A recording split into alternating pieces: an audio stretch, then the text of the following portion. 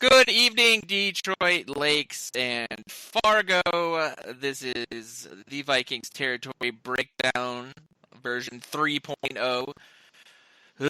We're having some tech issues on our end, which is always the common denominator is I'm bad at my job.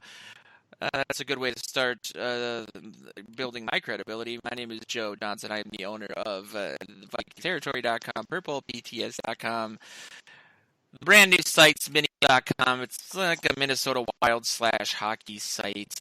We have a new general NFL site called FranchiseTag.com, and by the time you're hearing this, which is at this rate 2025, we will have another site called TheDraftTeam.com, which its name is sort of self-explanatory, live within by the time this airs on KDLM Radio at 7 p.m. on Wednesday nights. I am joined, as always, and also at this rate for the last time, by Mr. Joe Oberly. How are you doing, man? I think I know the answer to that question. I feel like I'm having some deja vu. I don't know. I'm just excited to hear just exactly how. I mean, we have a great seasoned professional on this podcast in Tim McNiff, and he's going to have to give his take for the third time on Patrick Peterson, and I can't wait to hear it. It's going to be perfect because he is a pro. He's had some time to think about it and also say it multiple times. How you doing, Tim? It's been interesting. Oh God, I'm not saying this for effect. I've had nightmares that have actually gone better than the start to the show. Should I go put on a shirt with a zipper? Let's just get it all out there. Yeah, it's been an interesting start to the show. It's been an interesting start to agency. That's a professional segue. Oh, segue! Look at that. I see. The practice helps at least one of us. Have you guys heard that the Vikings signed Patrick Peterson? And if so, what? The way that I preface this the first two times is that the Peterson news maybe was a little surprising considering some of the lack of money that the Vikings have. I know that they move some cap space around, but they haven't had, by all intents and purposes, a ton of money. And so signing a guy like Peterson when they've got these young guys out there, when they maybe you could argue would need more help at the safety position, considering Patrick Peterson's kind of the way his career has gone the last couple of years, the fact that, as we'll get into later, Daniil Hunter is not happy at all, wants money that the Vikings maybe could have mustered together but are seemingly spending at other spots. Lots of ways to take it, and so I'm giving you different options, Mr. McNiff, because you've answered it a few different ways. But what was your take on Peterson and signing, the way the Vikings may end up using him, and the start of free agency as a whole for the Vikings? Okay, everybody went into free agency talking about the fact that we needed an offensive lineman, maybe a third wide receiver, and of course we got a defensive tackle and a cornerback. So welcome to Minnesota Vikings football, everybody. Since 2014. I was surprised. Thing. Yep. I was surprised by Patrick Peterson signing. But when I heard it, it made sense to me. Pro Football Focus had him rated as the 13th best available cornerback, lower than Xavier Rhodes. But I don't see it that way. He is going to be 31 when the season starts. I think the Vikings will schematically put him in a place that the Cardinals did not. They won't leave him out there so much in one-on-one, though teams will scheme to try to put him in that. And it's up to him to try to do what he can to make it work. $8 million 1 year. I think 5.9 is in the form of a bonus, so his salary is 2.1 for the season. And he's going to be sort of that coach on the field. And I think they'll use him on the outside. I don't think he'll be a nickel. I think he'll be outside, and I think he'll be sort of that coach in the field for those young guys, Gladney and Dantzler. And I think as far as the defensive backfield as a whole, and who knows, Mike Hughes is the X factor in this whole thing. If he can come in and take snaps at the slot or a little bit on the outside, their depth got better, and their top end I think were better as a defense heading into the season. Do you mean that he was 13th best in free agency? free agency. Yeah. Okay. That's my figure. Yeah, Richard Sherman was 2 and Patrick Peterson was 13. I said, who made that list?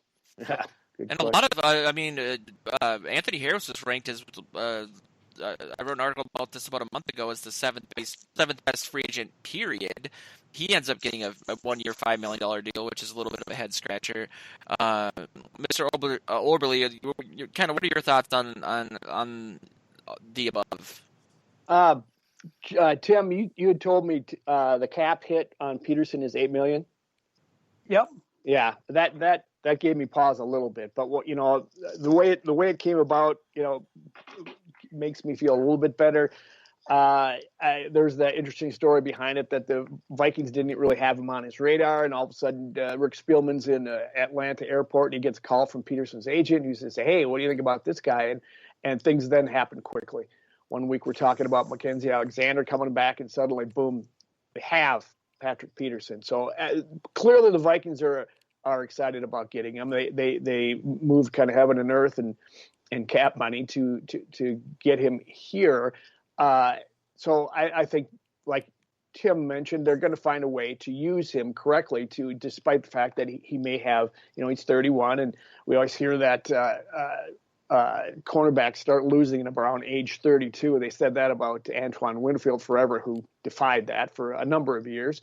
But so I think I'm hopeful that it will work out. Cautiously optimistic, but I'm excited because it's a veteran player to help these two young cornerbacks that they already have. And it seems like Peterson's excited to be here and play with Zimmer. So let's cross our fingers and hope for the best. Yeah, I really hope that the from that story with Spielman, that they were in the market for an outside corner and they just hadn't thought of him, as opposed to the opposite being that Zimmer has probably always really valued Peterson and what he at least was at one point, and Spielman gets that call and Zimmer gets all excited and they end up spending money on a guy for a position that maybe they didn't necessarily need, because I feel like with all of his faults, Mackenzie Alexander would fill the need of being the nickel guy, the slot guy, and he also has played in the system before, and he also would most definitely be less of a cap hit, because he took kind of that 1-year deal from the Bengals, and I think that was him thinking it was a proven deal and he could get more. This year that clearly backfired, and maybe he ate curl a little bit and thought he might want to come back, but that didn't end up being the case. But I do think that this young cornerback unit did need one of those sort of Terrence Newman sort of, as you guys mentioned, coaches on the field. I think that's great, but I also think that Tim prefaced it the way that you guys obviously know that I was going to take it, which is, it's really, I wrote an article like a week ago on Purple PTSD, and the featured, like the main image of the story is Bill Murray from Groundhog's Day before he drives off that cliff, because he just keeps living the same day over and over again. And it feels like, hey, what a surprise! The Vikings have limited cap space. They have a tremendous need on the offensive line, more of a need than they've had even last year. They have question marks at the tackle spot now with Riley Reef being gone. They have two gigantic holes at guard, and they, like you said, Tim, they spend money on a flashy corner and defensive tackle, which I am excited about. Tomlinson, I do think that having two big kind of quasi nose tackles next to each other, just beefy guys to clog up what was a gigantic liability in the defense last year, that is obviously important, and I think it'll have a gigantic impact, an outsized impact on their fortunes in 2021, more so than Patrick Peterson would. I think a lot of people are hyped about Tomlinson. I think that they got him at a reasonable rate, but it's just it's clearer and clearer, and I keep having these memories. A former co-host of a show that Joe and I did together, telling me multiple times the Vikings have a plan for the offensive line. They're going to do something. Don't panic. They value the line, blah, blah, blah. And it just, year after year, it just feels like the offensive line is an afterthought. It's because an afterthought as it is the ultimate reason that the team never reaches its full potential. And it becomes frustrating. What was the defense last year, though? Yeah, but the line was bad. It was worse. It was terrible. I mean, they scored. Did they score like 27 points a game? As it turned out, I mean, the offense did pretty well, and they were still ranked 29th pass protection. That's fine, but they built pass protection, but they built a line that to run the ball, and they ran the ball well, and they had a decent enough pass game. It was not great. Cousins ran for his life, did some good things. Had two decent receivers out there that continues to throw to. I mean, I'm just saying, I guess I'm not defending that. I'm saying they clearly view the line differently than you do. So because now they're rebuilding the defense because that was such a deficiency last year that they figure, okay, the line was good enough. Unfortunately, they lost their left tackle and they got a hole at guard. But, so hopefully they'll address it this year. I'm agreeing with you on that point. But I think over this period of time, they clearly thought the line was going to be good enough for what we want to do to get the job done. But they've been wrong, and it's been the story of everything. I mean, I think that the fact that the offense was as good as it was from a scoring points perspective or yards per game perspective shows you that if they gave Cousins some semblance of time, A, this offense could be an elite unit. B, I think if we're ever going to through in Zimmer's system, don't win. Well, that's the thing.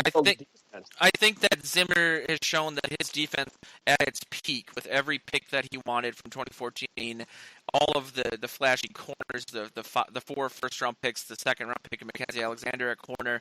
At one point they had a defensive line of Sheldon Richardson, Linval Joseph, Neil Hunter, and Everson Griffin. Great linebackers, good safeties, and the defense has never been, as we alluded to on probably not this version of this recording, but that we've never been a very mean or stifling defense. I've always thought they needed an elite offense and a great to good defense because Zimmer's defense either doesn't show up in big games or just has flashy stats during the regular season.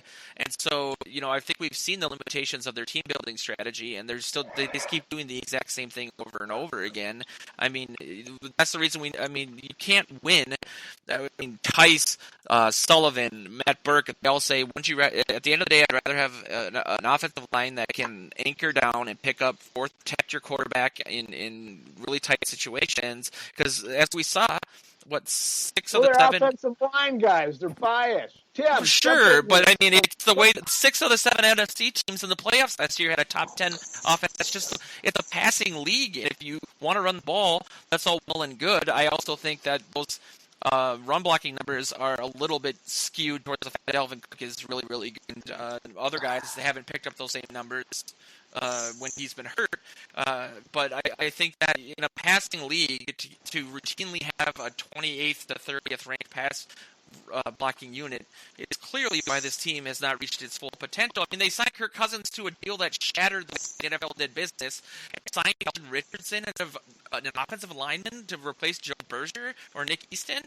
It's hubris, and they don't learn from their mistakes. It's the same thing over and over again, and all we're doing is giving Zimmer the keys to the kingdom to say, well, we got everything you ever wanted last time, and it didn't really work out. You made the playoffs every other year and got embarrassed every other year in the playoffs.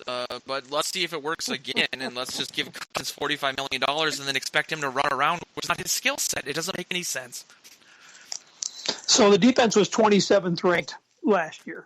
You knew you were getting back, Pierce, and who sat out a year, and you knew you were getting back Kendricks, who missed much of the season, Barr's coming back, and hopefully Hunter's coming back. So right there's a third of you didn't have last year, at least part of the year of your defense should be better than it was last year.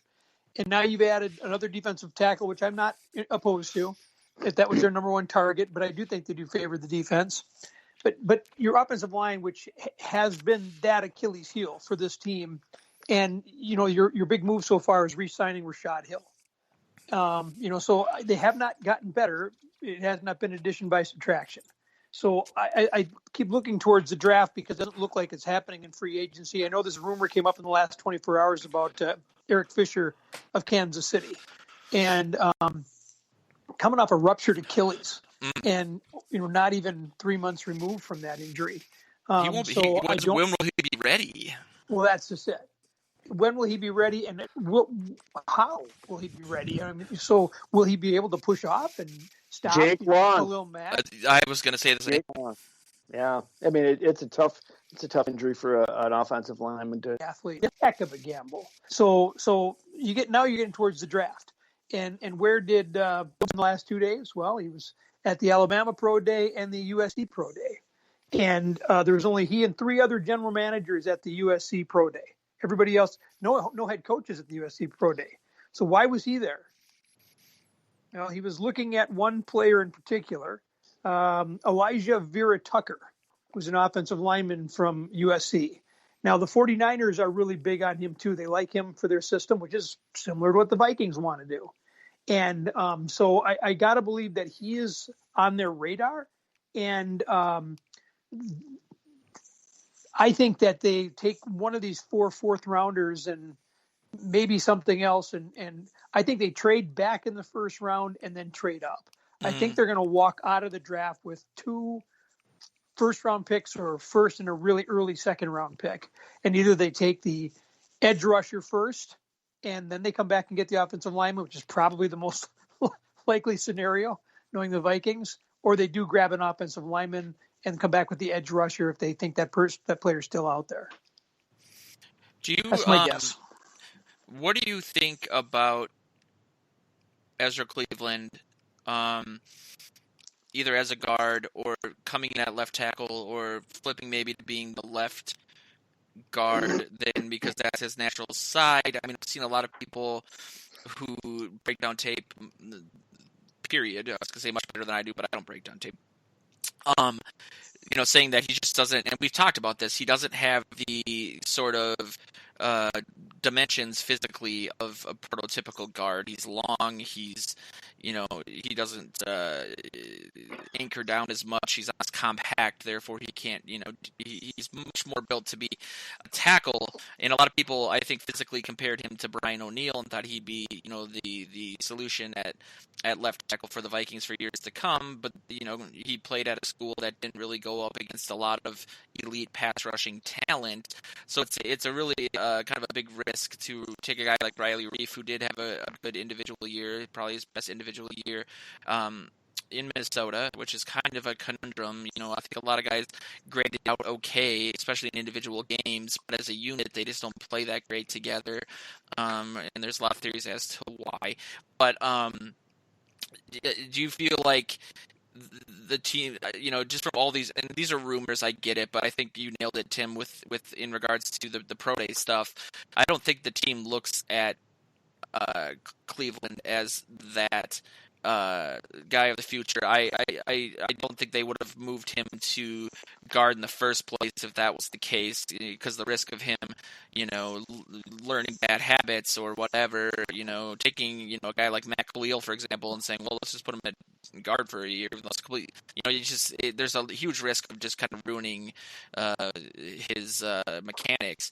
Is that the sense that you guys get, that Cleveland's going to stay at guard, but maybe, switch over? Or, I mean, it is a little confusing because, again, I don't think he physically looks much like a guard. No, it's a lot confusing. Excuse me, Joe, but it's a lot confusing. I've never understood what they did with him. If it was me, and it's not, obviously, they see these guys every day. They know more about than I do. But just from what I know about these guys and what I've seen so far, I would have moved O'Neill from right tackle to left tackle, and I would have put Cleveland at right tackle. Oh, and I would have moved Reif inside, and I think the offensive line would have been better had they done that. You would have had a left-handed team that could have protected the blind side, I think, very effectively, and still could have run the ball well. I don't understand. I thought that Cleveland actually, and I didn't have the value of the 11-on-11 film, but I thought he did a good job when he was in there. And when he rolled the ankle and went out, the Vikings numbers dropped. But yet people savaged him. Like he said he wasn't that good. And I don't really go into this as much as you do, Joe Johnson, about this learning bad habits, or I think versatility is a good thing. I think being a professional is you're taught to do a job, and you learn the guy's tendencies next to you, and you guys go through it together, and you either get better or you don't. So I just don't know why the Vikings have been so reluctant to move Brian O'Neill from a position where he's been. Are you making the team worse if you do that from going from right to left? He can't be worse than any of their options are right now at left tackle. So why are we fighting this? It doesn't make sense to me. They do value position flexibility on the offensive line. They drafted that way. They look for those kind of guys. So, what you guys are proposing is very possible. I'm not a huge fan of it, because if you got a guy like Brian O'Neill playing very solidly on the right side, it is a switch in technique to go to the left. Could he play it? Probably. He might have some learning curve there, and it might not be great right out of the gate, but eventually he would probably get here. He's that kind of athlete. It sounds like to me the problem that people had with Cleveland was his pass protection, that he was really good as a run block, if I recall correctly. That's right. And so maybe they wouldn't want to take him out of that position if he's, because they are a run first team, and put him at a position where it's paramount for him to have to pass protect against some pretty athletic and speedy guys on the outside. But you just said it. Excuse me, Joe, but you just said it. He's got athletic and speedy guys and strong guys on the outside. You know what he doesn't have? He doesn't have a 340-pound guy who's 6'2" or 6'3" when he's 6'5" or 6'6" or whatever, and he's got an issue with pad level. So it's just, that's what people push the pocket. That's what the Vikings just got Tomlinson to do. That's the kind of guy he had to try to contend with. He's not built for that. This makes no sense to me. It's like you bought a screwdriver and you go, I'm going to use this screwdriver like I should be using a pliers. It doesn't make any sense to me. I don't understand what they think they're doing. When you do that, when you use a screwdriver as a pliers, when you don't either have the money to afford one, or you don't know what you're doing, or you don't care about the quality of the job at the end of the day. One thing that really bothered me is just to finish my point, Joe, I think they will do the moving that you guys are proposing, because they do value the flexibility, and they have not stopped from moving people around in and out of position to try to, find the thing that fixes. So that works. I think in lieu of genuine investment.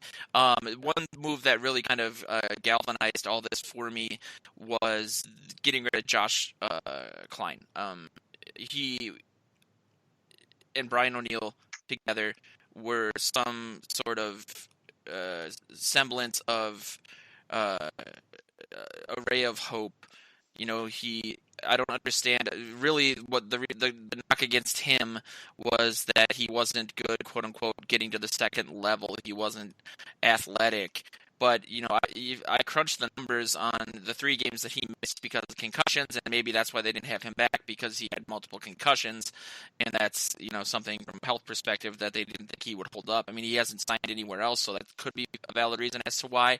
But there was 3 games in 2019 where Dalvin Cook had a sub 2.7 per carry average. Everything else was at least above 3.5, but really above 4.5 yards per carry. And those were the 3 games that Josh Klein missed. I thought they were looking for a guy that can maybe get out there for screens, even though they didn't even run that many screens. And they valued that over anything else. And he was one of those guys. He was more compact, heavy, and it's a bit of a head scratcher. My interpretation of the Tomlinson move was they clearly value the beefiness now on the one side of the line, but can't they kind of see the logical conclusion of that on the other? I don't know. It is just frustrating, because I do feel like this offense is the key component to this team.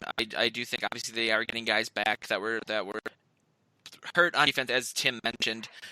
But if Cousins had time for some of these plays to develop down the field, I mean, I think the most apt quotes that sums up this entire era for the Vikings, it was the Cousins, Thielen kind of sideline blowout from, I think, 2019, where you could read Cousins' lips and he's like, I don't have 10 seconds to do this. I don't have the time. I don't have it. He's like, I'd have to throw it when I have to throw it. And, again, this is a league predicated on offense more than anything. And so we'll see what happens in the draft. I mean, I think that it would be great if they traded down. I'm a little freaked out that they lost that 7th round pick this week because Spielman loves him some 7th round picks, so he might do some. Joe, craziness. I'm sorry to interrupt you, but I just think, I talk between what I think they should do and what they will do. Mm-hmm. And I think you've got a defensive-minded coach who sees the game is get a great defense, a stifling defense, and a ball control running game to milk the clock. And whatever you can get out of your quarterback in a passing game is gravy. I mean, I kind of think that's the way he looks at it. And so I think he will rebuild that defense very, strong before, and then the offense was good enough for him last year. Let's put in a couple places where we can, unfortunately, in the offensive line. And, we've got enough talent there in the receivers and a mega multimillionaire quarterback that should be good enough. And so I think that's what, where he wants to build the team, and it's probably what they'll do. So, and I think they did a lot of that in the passing game too. I think Cousins deserves credit for. I mean, the way they ran, especially in the early parts of the season, the passing offense was to be slow and methodical. Let's have as many 10-play touchdown drives as possible, mm-hmm. which is requires a very high amount of efficiency, because if you, as we saw, if you control the clock but you only kick field goals, or you can still lose despite dominating the time of possession, because you're really asking your offense to score touchdowns most of the time, and it worked for them for a while, but they try to run this offense to do that, to control the clock. I think part of that is that Zimmer hates turnovers, like all coaches do, but almost to a fault. He's just very risk averse, and that kind of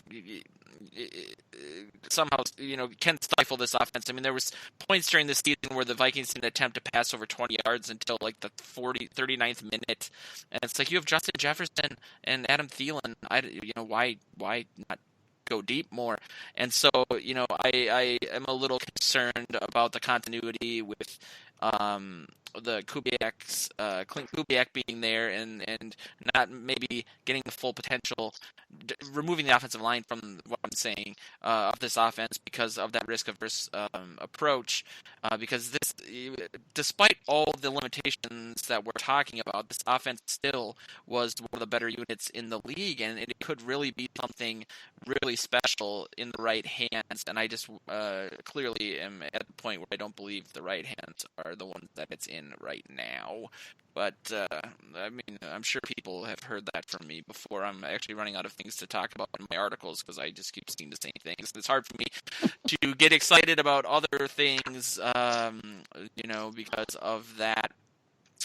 But if I put a gun to your head, Mr. Oberle, and said the Vikings have $10 million in cap space left. I think a lot of people are saying they need about $4 million or so for the draft class. Do you think that they're going to make any other moves? I mean, I've seen a litany of names. You guys touched on the Fisher news. I think people also are pointing to guys like Orlando Brown maybe was one of the ones that I saw. I mean, do you think that they'll make any other moves, and if so, where? I think they certainly are going to try. I think they're going to want to try to, perhaps get an offensive lineman or a guard if they can, a veteran, before free agency ends. I think they need to. There's no question about that. I don't think there's you're not going to get any game saver. It might be someone for depth. Maybe isn't Brett Jones a free agent now? Yeah. So maybe that will be their move. They re-sign him for some depth there. Even like the guy's hardly played at all since he's been here. Just spot duty, but they seem to really like him because I think he's flexible. But I think, I think they'll do something, and they're certainly trying. I don't know if it'll be a big splash, but and if they do, if it's going to cost them a little bit more, it's somebody they want, they'll probably go and ask somebody else to renegotiate. And you know who I think would be very affordable and would have an outsized impact on the 2021 season for this team, especially as Zimmer likes to run it, and is someone who clearly is interested in playing for the Vikings and made an overture to play for them this week. It would be Corduroy Patterson, who is a free agent and who this team has greatly missed in the kick return game. They've obviously missed Sherrills as well in the punt return game, and maybe they can use Patterson there as well. But I feel like the field position clearly is very important generally, but also in terms of what Zimmer likes to do. And you have a guy like Patterson who, as we saw last year, still can return kicks almost better than anybody in the league. The Bears used him a lot as kind of a change of pace running back. A lot of it was towards the end of the year injury based, but I think getting a guy like that for around the veteran minimum to return your kicks would be great. Because they signed or drafted KJ Osborne kind of high up in the 5th round, and he, by all intents and purposes, doesn't seem like the right guy for that spot. And so I think it'd be great to bring a guy like Patterson back for that reason. We need some good kick returners again. I couldn't agree more with you on that. I don't know what his price tag is, but he already said, Vikings, call me. And he put it right out there on Twitter. And he's gonna be a Hall of Famer. I mean, as far as the kick return goes, I mean, his records are right up there with anybody that's ever done that. So I know that position's being kind of phased out of football. But when they never really found a way to use him, and then you saw him with the Patriots and then with the Bears running jet sweeps and running, wide and even running between the tackles to some extent, you're just like, okay, somebody at least to try to be at least imaginative with one of the best pure athletes that's ever put on pads. So I think he's still got everything that he had, and he's a good attitude guy. He's a good team guy, catches the ball okay. So I don't know what their needs are. Maybe with Abdullah, maybe that's not a need. But I'm intrigued by it, and I just don't know if they have enough money to play with him, to make that happen.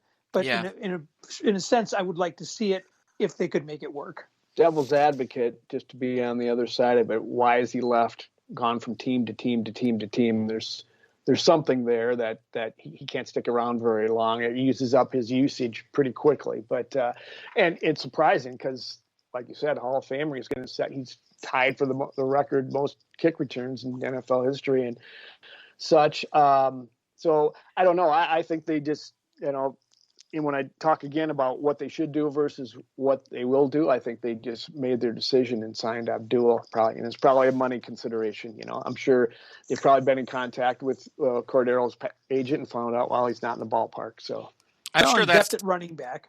Yeah, there's that, and it was that you bring up a good point, because when they brought in Patterson as a first-round pick, the reason they did that was because Percy Harvin was gone, and they had those 3 first-round picks that year, and everyone kind of thought, well, this guy is really raw in Patterson, but he has all the same sort of skill sets that Harvin has without the migraines, and he's bigger. He's 6'2" versus they said Percy was 6 foot, but I don't believe that. And they never really used him that way in the run game, the way that Percy Harvin was sort of this Swiss Army knife. And obviously Harvin was better as an all-around offensive player. I think without the migraines and the other issues that he had from a attitude perspective, he could have been something really special, more so than he already was. But I don't know. I mean, I could see just the fact that he is such a good kick returner, but also the kick return position being phased out, like asking for money that just isn't realistic, especially considering his other output on offense really hasn't been there. But Tim, to throw the same question at you, I mean, do you see the Vikings making other moves? And if so, where or who? Yeah, I mean, unless Rashad Hill is the answer. I mean, I think they're just going to keep an eye on, where people spend their money, what happens in the draft, and what happens closer to the start of the season. Do they have to make a trade? Do they have to, give something up to get somebody? I think their last thing is going to be trying to patch together that offensive line. So I don't necessarily think that they're finished yet. I think they know they need to do something on that offensive line. Is it a guard? Is it a tackle? How do they adjust with the versatility that they have? All TBA. But I don't think they're done. Yeah. I've heard a lot of chatter about them being active in the trade market as well. But we shall see how that kind of pans out. Some news about Kyle Rudolph. A lot of people thought that he was essentially going to go to New York and play out his remaining years there, but now it looks like he isn't really going to be able to clear his physical to be signed. Apparently he needs surgery on his foot. I just wanted to bring that up because I thought that was kind of unfortunate for him. He's obviously a great guy, a great leader, a great character guy, did a lot for the Vikings on and off the field. I forgot that he had hurt his foot against the Jaguars, and that he was out for the end of the season last year, which I think is kind of a testament to how his final season with the Vikings went. He just wasn't really part of the game plan anymore. But what are your guys' thoughts on? Do you think that could be the end of his career, going into surgery, not being on a team? He's still relatively young. He's not 36 or 37 or something. But do you think he rehabs and comes back? Or that's just kind of a big blow for him, and it's worth noting because he's a good guy, Mr. Overbeek. It is too bad for him. He left here in a classy way. Didn't burn any bridges on the way out. Was a good soldier when he was here this last season, even though he grumbled about it a little bit before he left. But essentially left on a good note, and I'd like to see him do well. I think he'll get the surgery, maybe miss this year and rehab and get back, because he did say when this whole thing was starting to go down with him leaving that he wanted to play another 4 years. So I think it's a will to do it for him. So I think he wants to. So yeah, I don't think he's done. And I think he's got plenty of talent. He's a target with the big oven mitts that could be, certainly add depth to somebody's tight end room. But I don't think he's done by any stretch. I hope it turns around for him when he gets it all taken care of and can move on. I saw one report out of New York where they were saying that both sides view this as just an unfortunate development. And the question is now, how do they go forward? Does he go and have the surgery and then he tries to rehab and hope that he's just ready to go come week one?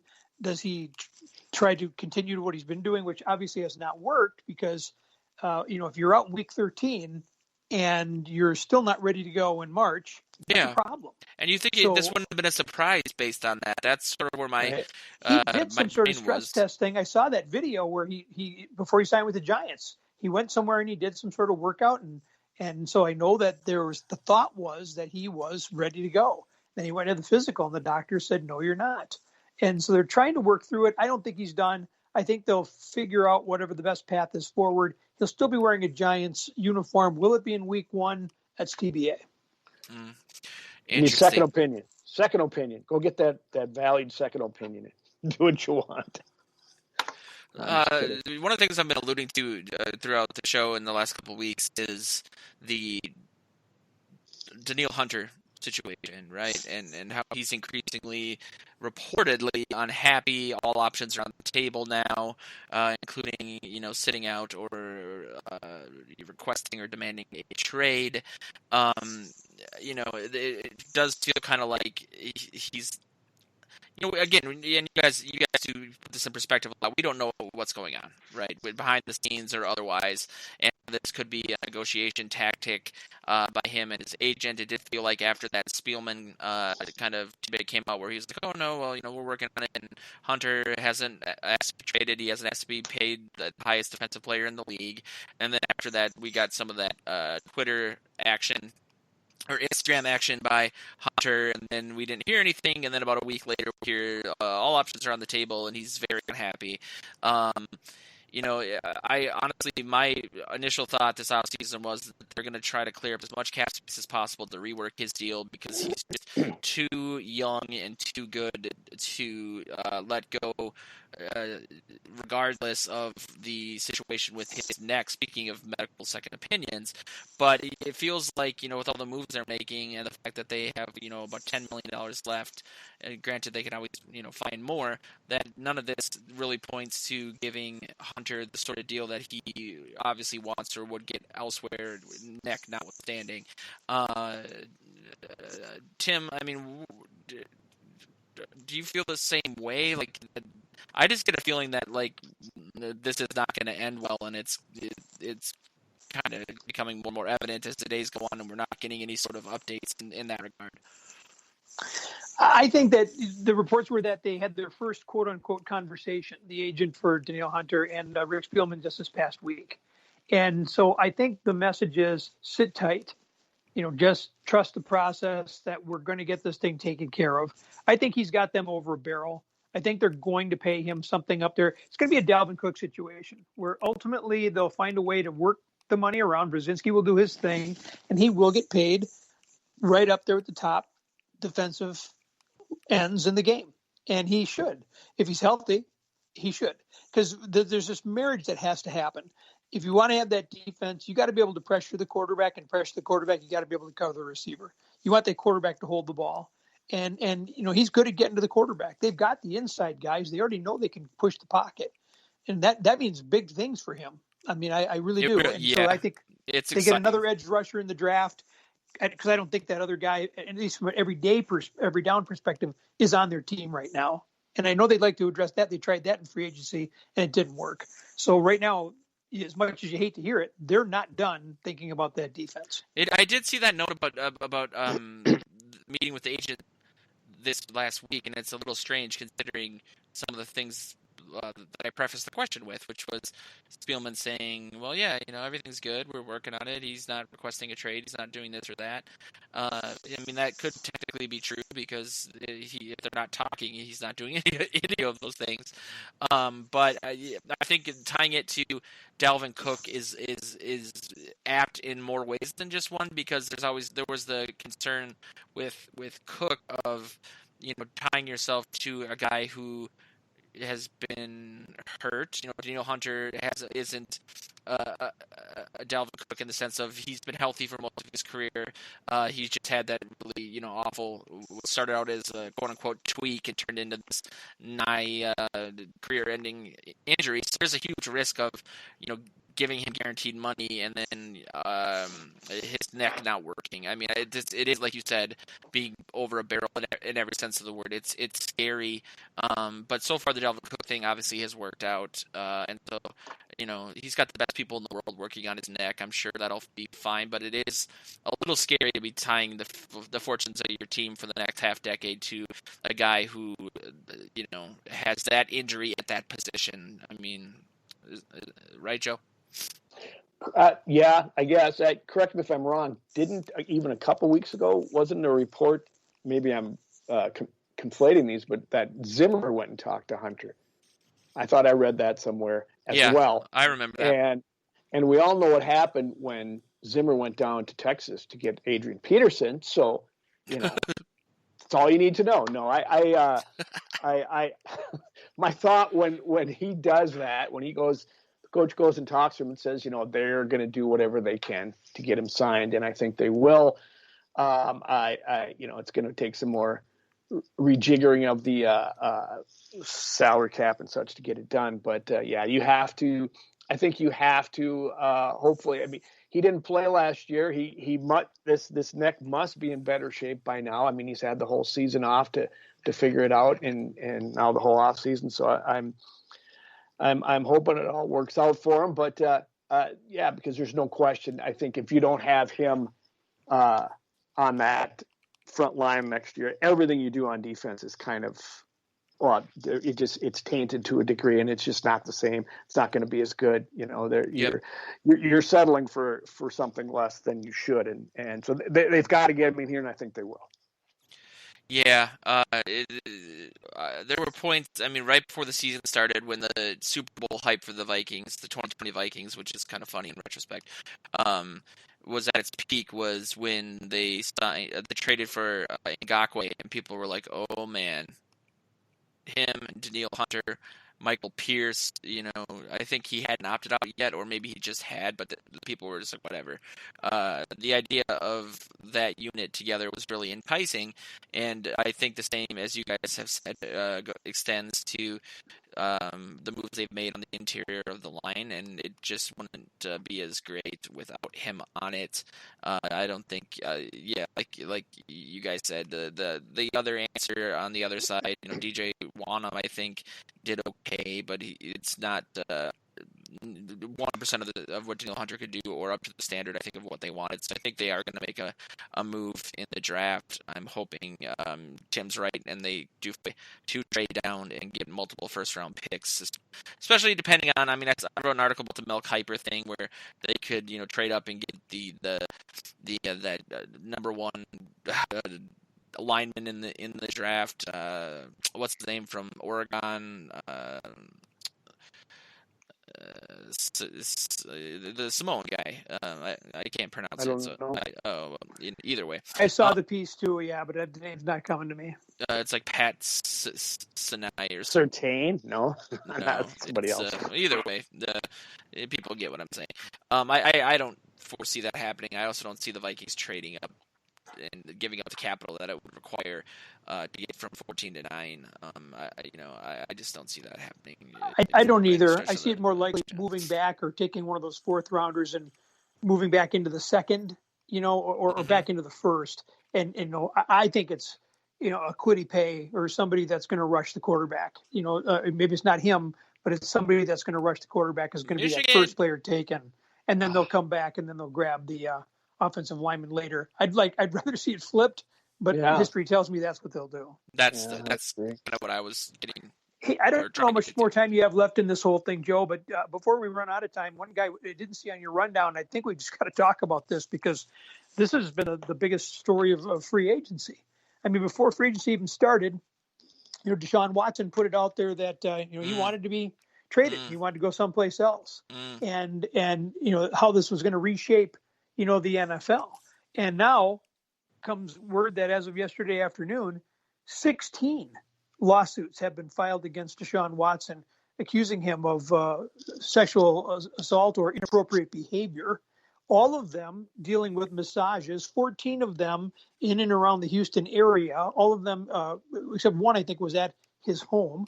But these women are telling a remarkably similar story, and the word or the term that's being attached to Deshaun Watson now is serial predator.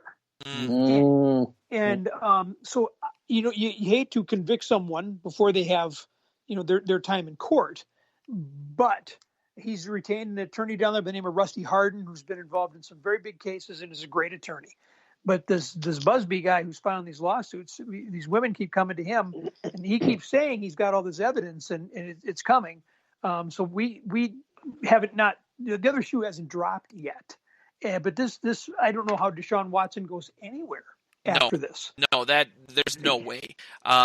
When you were when I was talking about Daniil Hunter, and I was thinking about some of the other big stories from this offseason, and it's such a remarkable turnaround in what people were saying about him these trade deals.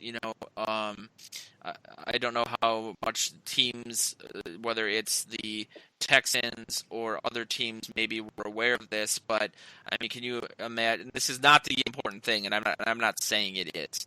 But if a team would have mortgaged their future and given up what people said he essentially would take to trade for him, and then this news comes out directly after that.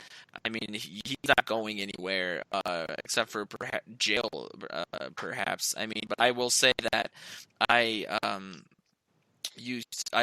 was friends with a girl a few years ago who used to be a masseuse for an NFL franchise, not the Vikings, and I was like, oh, that's I didn't know that. Like, I wonder if there's any stories there. And essentially, her take on it was, I would rather not revisit it because it was an awful. I got out of that trade specifically because of how I was treated from that perspective. And so I don't know. I'm not conflating anything, but I think that there's this kind of stuff maybe happens more often than we're aware of, or we're becoming increasingly aware of.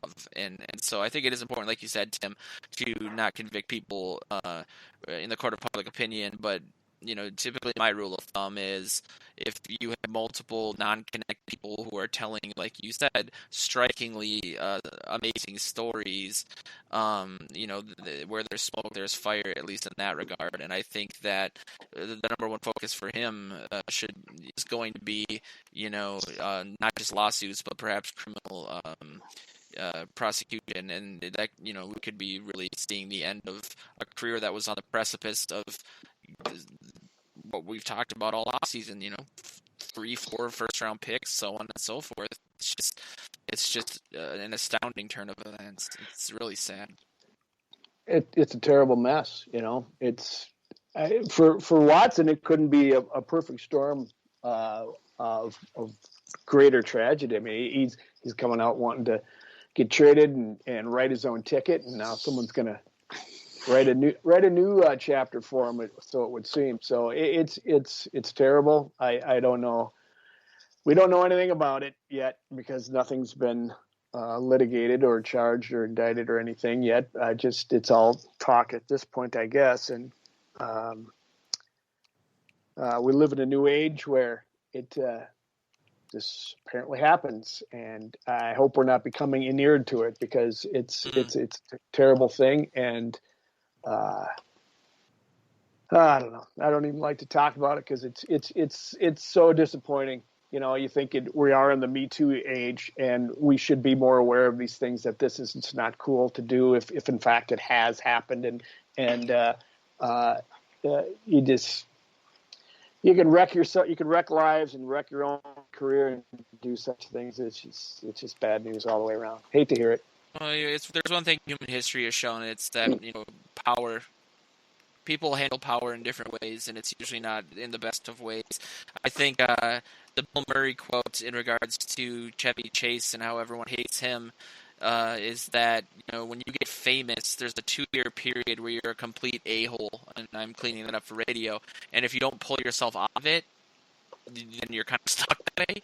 And I think that there's the hubris of demanding a trade and not expecting some of this stuff to come to light because you're beloved by everyone of wherever. It just seems to be kind of the story of the last couple of years. And as women listening to the show will attest, every year since the dawn of time.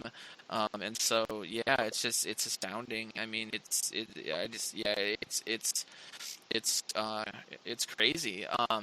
We have a few minutes left, and I wanted to kind of touch on a story that Tim wrote about a week ago, and it was about the same day as the last show. But you had a really, really great story that I believe, I have to double check, I think it's on Purple PTSD, about your time in the 90s with a former Minnesota Vikings offensive lineman named Dave Huffman, who I think a lot of fans aren't super familiar with, or at least on a household name basis, but who was kind of a monster of in a good way of the team. A big personality, a big force on the field, off the field, in media, so on and so forth. Yeah, he was a guy who had played with Joe Montana at Notre Dame, won a national championship, was an All-American. Vikings drafted him. He went to the USFL back in that time, and then made some Steve money Young there, style. and then came over to the Vikings, and never was a long-term starter. Was kind of a swing player on the offensive line, could play multiple positions, and did that and had a decent NFL career. And at the end of his career, stuck around the market and was on KFan in its original days. Was a host along with Randy Shaver of a program. It was very popular. He was on the Tom Bernard show quite a bit. So when I first started at CARE, they bought the rights to become the official Viking station. And as such, we did 5 preseason games. Don't call them exhibition. 5 preseason games. And so I was the on-field sideline reporter. Huffman was the analyst, and Randy did play-by-play. And so we traveled together. And the first time we did this, we did a Patriots game in Providence, Rhode Island. And we went to dinner, and dinner was fun, and he was engaging and held the table. And then on the way to the bar, if we were going to go out, so we start walking through, and he's walking down this hallway, but that connects the bar to the restaurant. And he, without breaking stride, telling a story, reaches in, grabs this terrarium, which has a live plant inside it, and still walking, turns it over and dumps it into a larger plant. And what is he doing with this terrarium? Still talking, walks up to the bar, puts the dirty terrarium down on the bar, and orders a drink, like he wants a Manhattan or something, and he wants it in the terrarium. and I'm thinking we're going to get tossed out. You can see the bartender was not real thrilled by this, but Huffman was a 6'6", 330-pound guy, and he had a gift for gab. And then the guy starts washing out the terrarium and gives him the drink, and the whole night goes on like that. Him carrying the terrarium from bar to bar and refilling this thing. And I was like, oh my gosh! So every time we would go somewhere, that's what it was like. And he went down to a regular season game in Tampa where I was down there. And long story short, there was 2 guys there who were about my size and my age, which means they're under 6 feet tall. They're in their early 30s and moderately athletic, but were harassing Huffman all night long about how he was overrated and he stunk and they were better than he was. And he was lucky he had any NFL career, and they could beat him on a pass rush if they wanted to, and they wanted to. And apparently this is something that, they were there as guests of a Viking staffer, and this had been going on for some time, I guess. So long story short, the story is about the fact that at the end of the night, it's pushing 2 or maybe past 2 o'clock in the morning, and it's been a long night and lots of alcohol has been consumed. These guys decided they wanted to have their moment pass rushing a former Viking, and this is why you don't do this. And it did not go well for those 2. I'm surprised. First of all, I wonder how often they deal with that. I'm sure in today's day and age, you hear a lot. They get a lot of guff on social media. I mean, I can't imagine being any level of famous in any sense of the word, and dealing with social media. I mean, I think people are starting to recognize my stories a little bit. So, I'm getting a lot of the same consistent criticisms on social media. So then that's 0.001% of what I think people actually deal with, professional athletes. But I can't ever imagine, and that's why I wanted you to tell the story, being the type of person who would think that, and I'm a larger human being,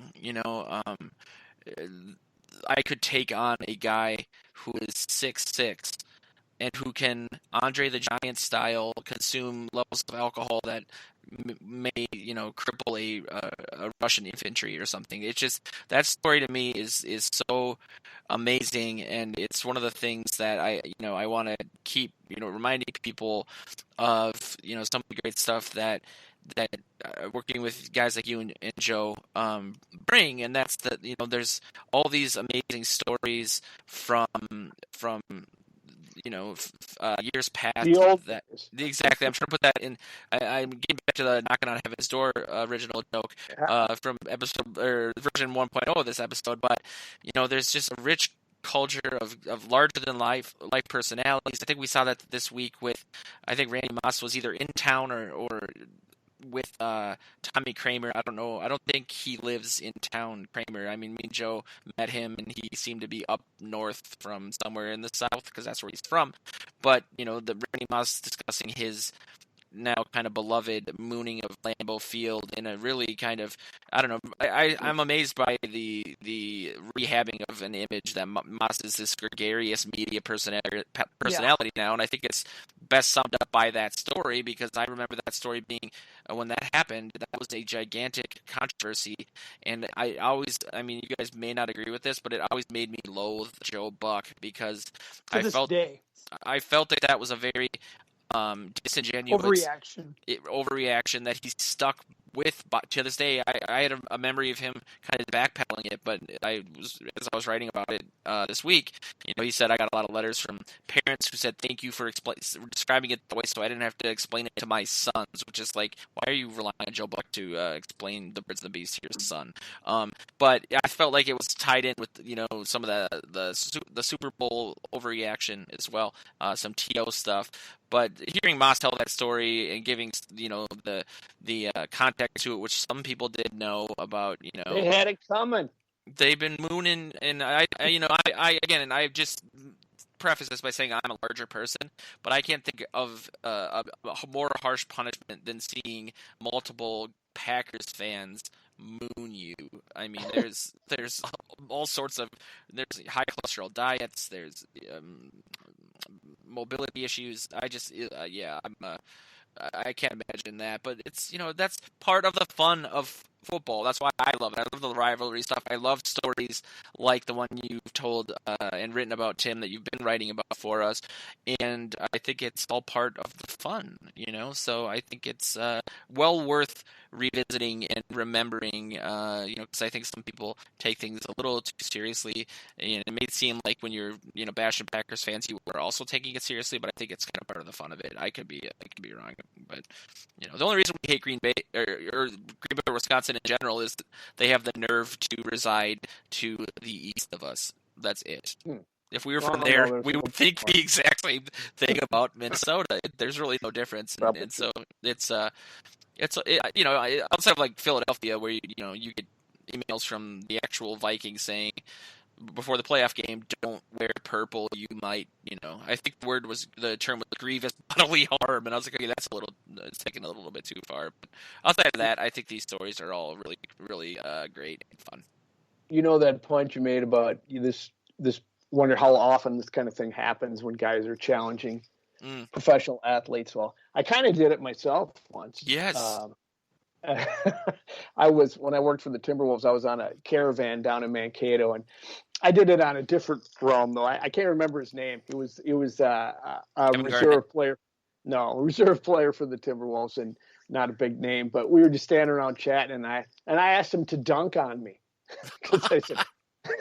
I just said, this way. He goes, and I said, yeah, I want you, here's ball. Just go up and dunk on me. I'll try to guard you.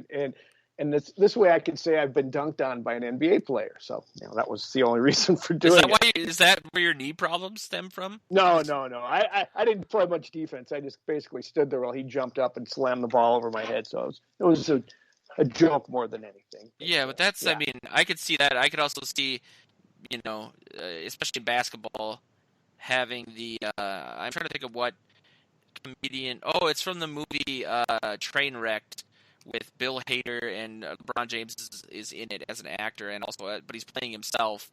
And Bill Hader plays a orthopedic surgeon, and they play 1-on-1 all the time, and he finally get the jumper, just a lucky jumper over LeBron, and he's like, "That's it, I'm done. I now I can say that I hit a jumper over LeBron," and LeBron's like, "No, come back." He's all mad about it. He's like, "Never. We're never playing again. I'm gonna go to my grave with this." So in terms of basketball, I could totally see that, because you can have that one lucky jumper as opposed to a guy like Dave Huffman who could literally kill you inadvertently, especially after drinking a terrarium full of alcohol. What a great, the dumbest great thing story. In my early 30s, the dumbest thing in my life I'd ever seen was that first guy tried to pass rush Huffman, and then that was raced by the dumbest thing I'd ever seen in my life. His buddy tried it afterwards. It was like all of us were like, No, you just look. Your buddy's still on the ground. He can't get up. He's writhing in pain. What are you thinking? And he had to go. So he had to have his go. And man, it was a.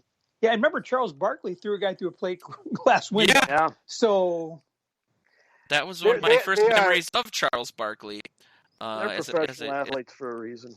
Totally, and these guys, it's hilarious. Either way, I think the good way to end the show. And actually, I was going to make a joke to both of you that we were having tech issues and we had to start over, but I did not want to hear your response. I was afraid of it. I was going to ask. So look at that, we made it. I want to thank everybody in the Fargo/Detroit Lakes area for listening to our show. I want to thank everybody at KDLM Radio for airing it, and I want to remind everybody to check out Purple PTSD, Vikings Territory, Mini Ice, franchise tagged in the draftteam.com. I swear within a month this will all make a lot more sense and it'll be a lot easier to find all of these websites so I don't turn blue in describing their names each week. But thank you to Tim McNiff and Joe Oberly for being on the show in general, but especially this is one for the record books, fellas. And Joe knows the record book, especially during the time at the Mermaid, is an interesting one. So thanks for hanging in there and getting this show done, and we will be back next week. This has been the Vikings Territory Breakdown.